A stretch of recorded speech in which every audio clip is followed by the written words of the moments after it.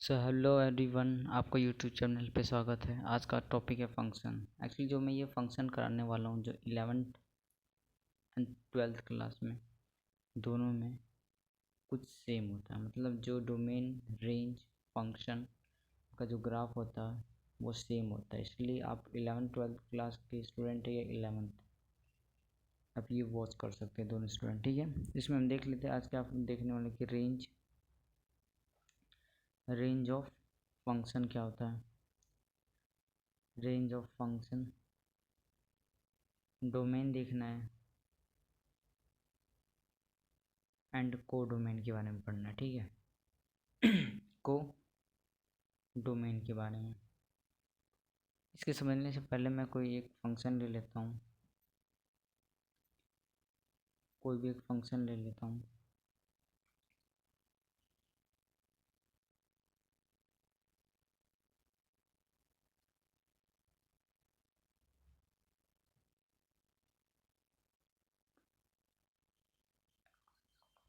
और ये लास्ट में ये, और यहाँ पे मैं कोई एक डोमेन ले लेता हूँ। डोमेन यानी कि सेट ए, सेट बी, -2, -1, 0, 1, 2, 0, 1, 2, 3। देखिए, जैसे मान लीजिए कि कोई जूसर है, कोई जूसर की मशीन, आप उसमें एप्पल डालेंगे तो एप्पल का जूस निकलेगा। तो ये फंक्शन हो रहा है ना कि मशीन अपना फंक्शन कोई कर रही है, उससे क्या निकाल रही है, जूस निकाल रही है। कि जो हमारा इनपुट था वो एप्पल था और आउटपुट क्या निकला, जूस। से उसी तरह ये भी फंक्शन है कि इसमें देखिए कोई फंक्शन y=x² है। ठीक है, तो इसमें मैं -2 डालूंगा तो क्या आएगा, 4 आ जाएगा। अगर इसमें -1 डालूंगा तो 1 आ जाएगा। और इसमें 0 डालूंगा तो 0 आ जाएगा। 1 डालूंगा तो भी 1 आ जाएगा। 2 डालूंगा तो 4 आ जाएगा। जैसे 2 डालूंगा तो 4 आ जाएगा। ठीक है, 4 आ जाएगा। इसमें क्या देख रहे हैं कि ये जो डोमेन था, ये जो भी इसके अंदर सिर्फ डोमेन है, डोमेन है। ठीक है, तो इसका जो भी इसका एक आउटपुट निकला, इसका जो एग्जैक्टली 1 आउटपुट निकला है, यानी कि 4, इसका भी एग्जैक्टली 1 आउटपुट। ये जो भी आउटपुट निकले हैं वो सब क्या हो गए, इसके रेंज हो गए। और जो इसमें जो बाकी सारे बच गए, C3 और 4, इसका कोडोमेन हो गया। इसे कहते हैं मैपिंग डायग्राम कहते हैं। क्या कहते हैं, मैपिंग डायग्राम कहते हैं। ठीक है, अब इसकी जो डेफिनेशन मैं लिख देता हूँ कि फंक्शन है A tends to B is consider, कैसे कंसिडर करते हैं, इस consider as a function, consider as a function. ठीक है, फंक्शन की तरह कंसिडर एज अ फंक्शन। ठीक, इफ एवरी एलिमेंट, हर एक एवरी एलिमेंट क्या होगा, इन डोमेन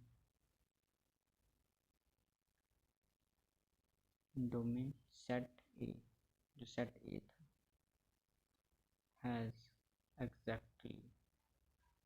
एग्जैक्टली वन आउटपुट होगा। जो भी सेट ए में होगा उसका एग्जैक्टली 1 आउटपुट होगा इन डोमेन, किस कौन से डोमेन में, सेट बी, यानी कि सेट बी, ये बता रहा है। ठीक है, तो कह रहा है कि एक function A tends to B is consider as a function की तरह ले रहा कि एवरेज का हर एक एलिमेंट का होगा एग्जैक्टली 1 आउटपुट, यानी इसका हर जो भी इसका एवरी एलिमेंट है सेट ए में, उसका एग्जैक्टली इसका 1 आउटपुट होगा। ठीक है, उसे कहते हैं फंक्शन। ठीक है, जैसे मान लीजिए मैंने क्या बताया, रेंज क्या होता है, डोमेन क्या होता है, कोडोमेन क्या होता है। रेंज वो होता है जो इनपुट डाला, आउटपुट निकला, वो हो गया रेंज।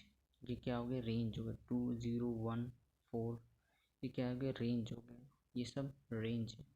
अब डोमेन तो ये भी था, डोमेन ये भी था, लेकिन एग्जैक्टली जो होता है, डोमेन ये भी था, डोमेन ये भी था। अब को डोमेन क्या क्या होगा, जैसे 2 हो गया, 3, ये जो बचे सब को डोमेन हो गया। ठीक है, और इसके आगे थोड़ा सा और देख लेते हैं कि डोमेन और रेंज का इसका फंक्शन देख लेते हैं। तो एग्जैक्टली इतना, या तो इसका ग्राफ अगर आपको पढ़ना है, मान लीजिए कि ग्राफ ऑफ फंक्शन ही देख लेते हैं। इसमें क्या है, ग्राफ ऑफ फंक्शन, जैसे ग्राफ ऑफ फंक्शन देख लेते हैं कि जैसे हमने फंक्शन लिया था, जो ऊपर फंक्शन लिया वही फंक्शन हम ले लेते हैं वापस सॉल्व करने के लिए। ठीक है, जो ऊपर हमने लिखा था वही फंक्शन हम ले लेते हैं और इसका ग्राफ बना देते हैं। ठीक है, ज़्यादा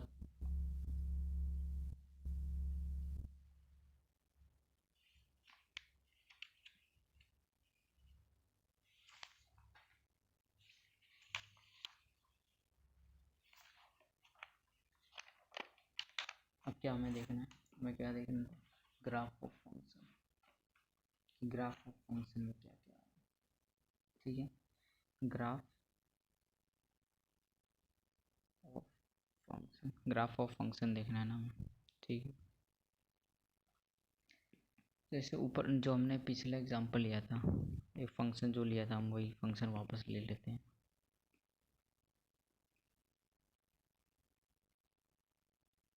एक्स स्क्वायर है, इसको हम ग्राफ ड्रॉ करते हैं, इसका graph.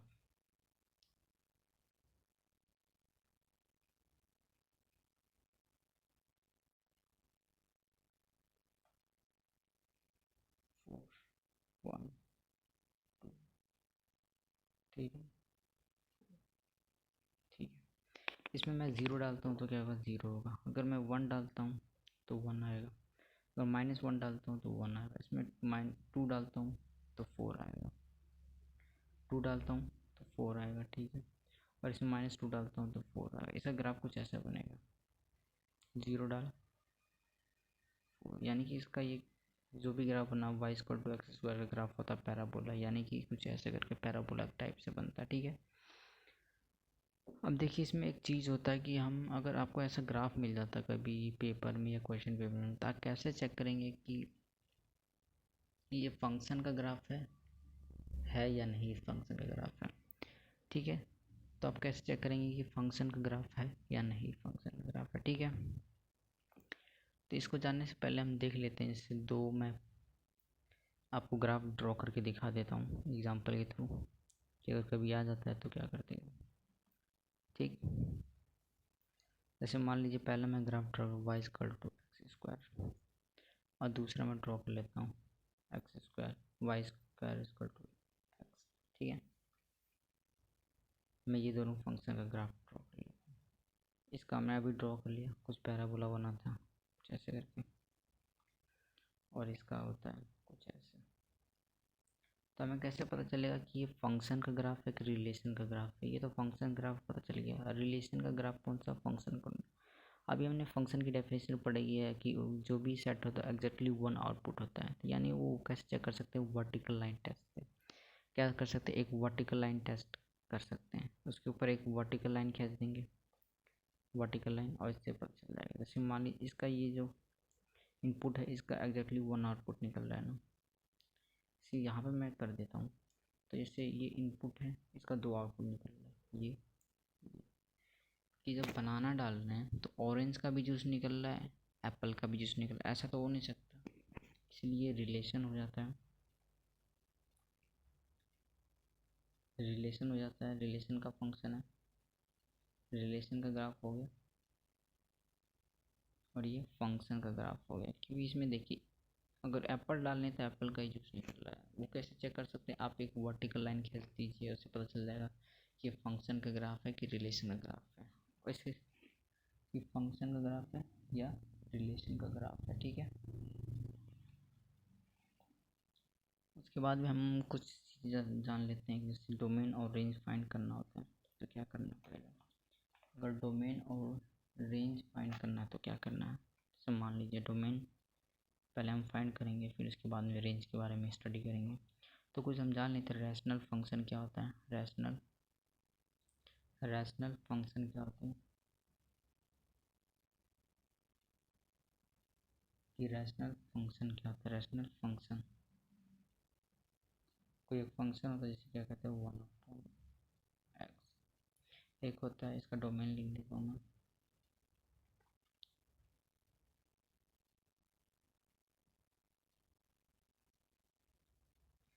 Square root function, square root function में क्या होगा, अंडर रूट एक्स, इसका डोमिनेटर।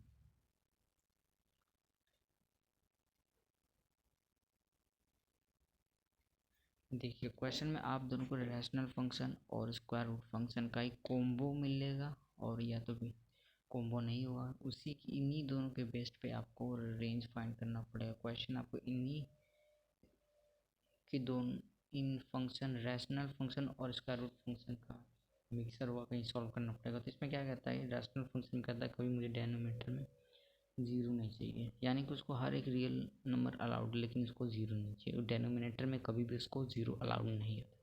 जो अंडर रूट फंक्शन वो कहता है मुझे कभी भी नेगेटिव नहीं चाहिए, मुझे जीरो चलेगा, जीरो से बड़ा चलेगा, लेकिन मुझे नेगेटिव नहीं चाहिए। ठीक है, जीरो चलेगा, जीरो से बड़ा चलेगा, लेकिन मुझे नेगेटिव नहीं चाहिए। क्या कहता है, स्क्वायर रूट फंक्शन। और रैशनल फंक्शन कहता है, रैशनल फंक्शन कहता है कि मुझे डेनोमिनेटर में जीरो नहीं चाहिए।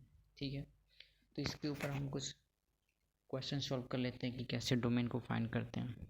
ठीक है, क्वेश्चन ले लेते हैं डोमेन, इन्हीं के बेस पे हम इनकी कंडीशन देखते हैं और क्या क्या आंसर निकालते हैं। ठीक है, find the domain of the function. ठीक है, पहला क्वेश्चन ले लेता हूँ कि कोई फंक्शन है 2x एक्स स्क्वायर माइनस 4।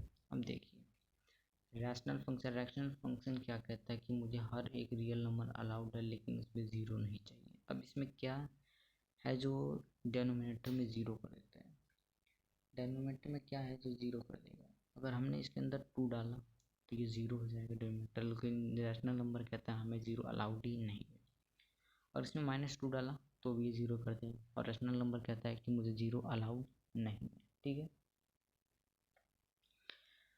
तो इन दोनों का जो कंडीशन एंड टर्म उसको देखते हुए मैं क्या लिखता हूँ कि रियल नंबर क्या कहता है, रैशनल फंक्शन क्या कहता है कि मुझे rational x belongs to R, मुझे हर एक रियल नंबर इन्वॉल्व, हर एक रियल नंबर इसको अलाउड, लेकिन इसमें क्या नहीं ले सकते हम, इसमें -2 नहीं ले सकते और 2 नहीं ले सकते, क्योंकि इसकी वजह से ये ज़ीरो हो जाएगा। और रैशनल फंक्शन क्या कहता है कि मुझे ज़ीरो अलाउड नहीं है। ठीक है, रैशनल फंक्शन क्या कहता है, मुझे ज़ीरो अलाउड नहीं है। रैशनल फंक्शन क्या कहता है, मुझे ज़ीरो अलाउड नहीं है। एंड जैसे मान लीजिए मैंने बदला कि 2x अपॉन एक्स स्क्वायर -4, तो देखिए इसमें क्या कहता है कि रैशनल फंक्शन है, तो रैशनल फंक्शन क्या कहता है, रैशनल फंक्शन कहता है कि मुझे हर एक रियल नंबर अलाउड है, लेकिन मुझे ज़ीरो डिनोमिनेटर में नहीं अलाउड है। वो मतलब हर एक रियल नंबर उसको इन्वॉल्व कर सकते, लेकिन ज़ीरो इन्वॉल्व नहीं कर सकते। इसमें क्या डाल, हर एक रियल नंबर इसमें इन्वॉल्व कर सकते, लेकिन क्या नहीं ले सकते, -2 क्योंकि ये ज़ीरो कर देगा। अब उसकी बेस पे एक और ओरली क्वेश्चन और फंक्शन का डोमेन फाइंड कर ले लेता हूँ। डोमेन कैसे फाइंड करना है, ठीक है, एक्स स्क्वायर -1 एक्स -1 और एक्स। अब देखिए इसमें क्या कह रहा है, ये फिर रैशनल नंबर आ गया, रैशनल फंक्शन आया। इसमें रैशनल फंक्शन क्या कहता है, रैशनल फंक्शन कहता है कि मुझे डिनोमिनेटर में ज़ीरो नहीं चाहिए। देखिए डिनोमिनेटर में ज़ीरो नहीं चाहिए, अगर मैंने इसमें से ज़ीरो डाल दिया तो ज़ीरो बन जाएगा डिनोमिनेटर, अगर उसमें 1 डाल दिया तो ज़ीरो बन जाएगा। तो कहता है मुझे हर एक रियल नंबर दे दो, अलाउड है, हर एक रियल नंबर अलाउड है। ठीक है, लेकिन उसमें क्या नहीं चाहिए, इसको ज़ीरो नहीं चाहिए और 1 नहीं चाहिए, क्योंकि इसकी वजह से ये डिनोमिनेटर क्या होगा, ज़ीरो हो जाएगा। ओरली जैसे देखिए हमने पढ़ा है कि रैशनल नंबर के बारे में पढ़ा है। रैशनल नंबर क्या से बोलता है कि उसकी टर्म एंड कंडीशन जो जो अलाउड है, जो जो कंडीशन उसके बोल रहा वो करने के लिए आपको वही करना है और आंसर को अप्रोच करना है इजीली। ठीक है, यही सब है। इसका कभी कॉम्बो आ जाएगा, इन दोनों का कॉम्बो, या तो सेपरेट आ जाएगा, ऐसे करके जो अभी ओरली हो रहा है। ठीक है, तो एक और मैं क्वेश्चन ले लेता हूँ।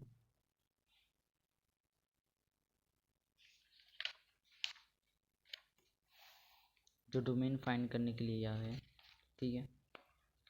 इसमें यूज़ कर लेते हैं हम बेबी कर्व मेथड यूज़ कर लेते हैं, ठीक है। इसमें हम बेबी कर्व मेथड यूज़ कर लेते हैं और बेबी कर्व मेथड का यूज़ कर लेते हैं कि अभी इसमें डोमेन ही फाइंड करने का भी चल रहा है, सब डोमेन फाइंड कर रहे हैं, हर जगह डोमेन फाइंड कर रहे हैं, ठीक है। कोई अभी रेंज की बात नहीं कर रहे, सिर्फ डोमेन फाइंड कर रहे हैं हम सब, ठीक है।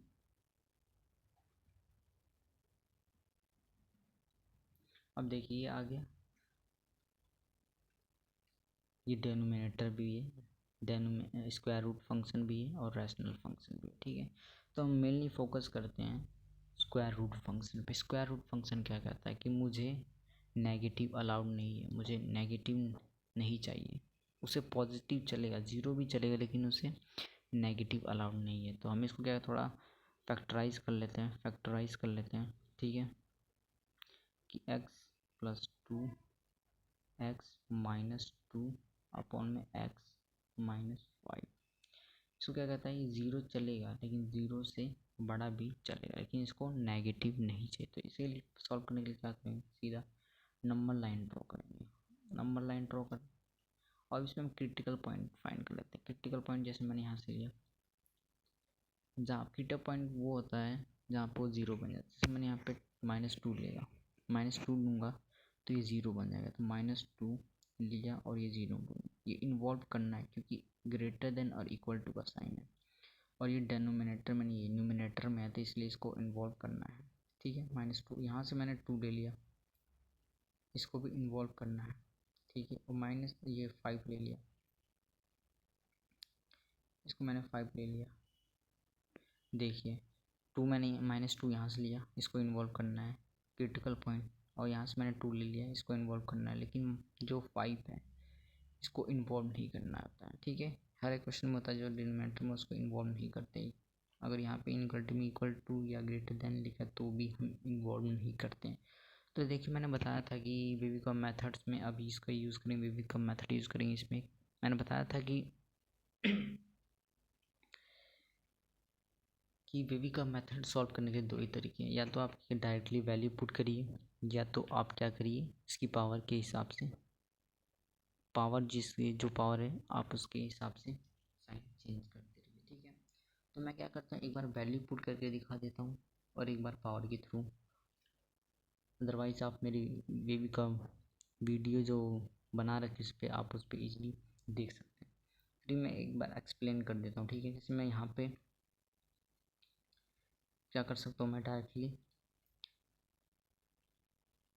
मैं क्या कर सकता हूँ, साइन के हिसाब से देख लेता हूँ, ठीक है। मैंने बेबी का मेथड में आपको बता रखा है कि मेथड कौन कौन से, या तो वैल्यू पुट करके देख लीजिए, या तो साइन देख लीजिए, या इसकी पावर देख लीजिए। तो मैं डायरेक्टली क्या करता हूँ, उसमें पॉजिटिव डाल देता हूँ, ठीक है, पॉजिटिव। और इसकी मैं इस इंटरवल का हो गया। अब इसे 5 कहाँ से है, 5 की पावर यहाँ से है ना, 5 की पावर क्या है, ऑड है, तो इसके रिस्पेक्ट में इसकी साइन चेंज करेंगे, ठीक है, साइन चेंज करें। अब ये इस इंटरवल का 2 कहाँ से है, 2 मैंने यहाँ से लिया। अब इसकी पावर क्या है, इसकी पावर 1 है, तो मैं इसके रिस्पेक्ट में इसकी साइन चेंज कर दूँगा, ठीक है। अब मैं देख रहा हूँ -2 कहाँ से लिया, मैंने यहाँ से लिया, इसकी पावर भी 1, इसकी रिस्पेक्ट में इसकी साइन चेंज कर देंगे, ठीक है। ऐसे ही आपको बेबी कर्व थोड़ा सा बना देना है जो अच्छा लगे, अट्रैक्टिव लगे, ठीक है।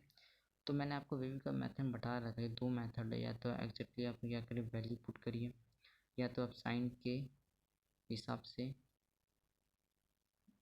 ये पॉजिटिव नेगेटिव साइन चेंज करते रहिए। अगर आपको देखना है तो बेबी कर्व मेथड एक बार सर्च मारिए, आपको मिल जाएगा बेबी कर्व मेथड, मैंने उसमें करा रखा था। इस कह रहा है इसमें कह रहा है कि ग्रेटर देन और इक्वल टू ज़ीरो है, यानी कि greater than equal to zero, यानी ग्रेटर हमें चाहिए और इक्वल टू ज़ीरो चाहिए, यानी ग्रेटर वाली चाहिए। यानी कि इसका आंसर क्या आएगा, ग्रेटर चाहिए ना, ग्रेटर, इसका आंसर आ जाएगा एक्स बिलोंग करेगा -2 2, इन दोनों को इन्वॉल्व करना, और यूनियन 5 को इन्वॉल्व नहीं करना, और ग्रेटर देन और इन्फिनिटी, ये इसका आंसर है। देखिए कि पॉजिटिव नेगेटिव यही ट्रेंड फॉलो होता है बेबी कर्व मेथड में सॉल्व करते समय, ओके। आपको ये ट्रेंड हर बार यूज़ करना होता है। तो आपको वीडियो अच्छी लगी, thanks for watching, thank you so much. अगली वीडियो में जल्दी लेकर आऊँगा।